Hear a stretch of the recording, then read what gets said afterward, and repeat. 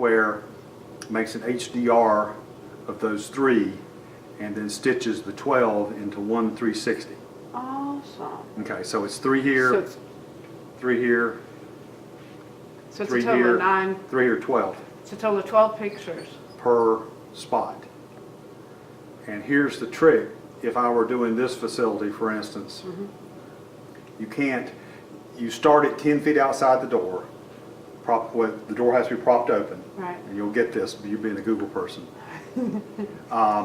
It starts 10 feet outside the door with the door open, 4 feet outside the door, 4 feet inside the door. And then you might want to do this room here to show their meeting facilities. Right. You can't jump from 4 feet inside the door to in here.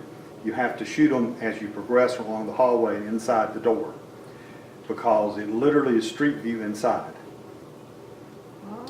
What I explain to people, imagine, if they've seen street view, I said you see it from the driver's eye view, Yep. just like you can turn around your car and see it 365 degrees. What this does is take street view inside your business. So if you can imagine being in a go-kart instead of a car on the street, you're literally driving that go-kart through the business. So I keep this in my head as we go, so I don't skip and like jump through a wall, which in the previous tours we did was okay, Right.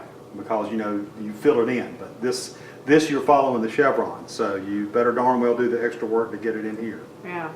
And down the hall, you can't jump through walls, they'll throw it out.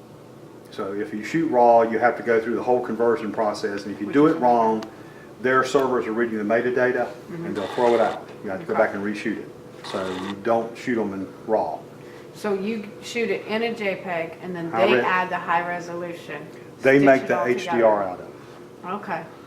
And then, since it's 12 different pictures stitched together, it's not really a GIF file then, and it's not really No, a it's video. not. No, it stays as a high-res JPEG.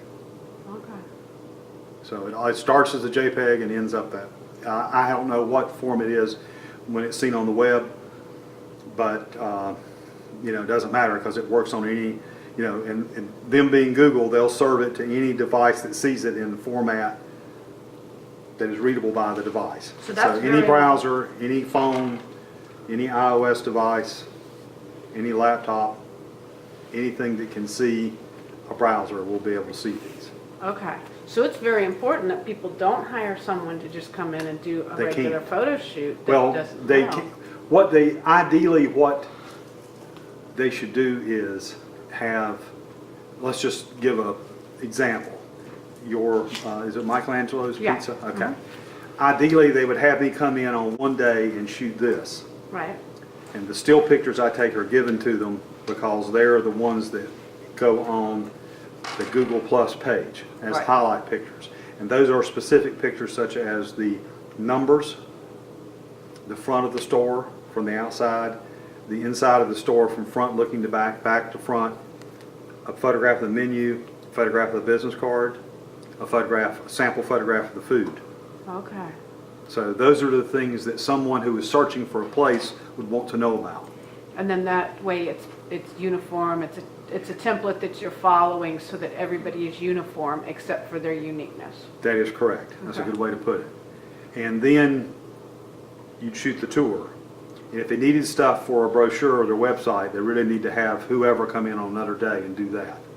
Yeah, because you wouldn't want to show an empty restaurant. No, you'd want to, it's completely different, Yeah. completely different purposes.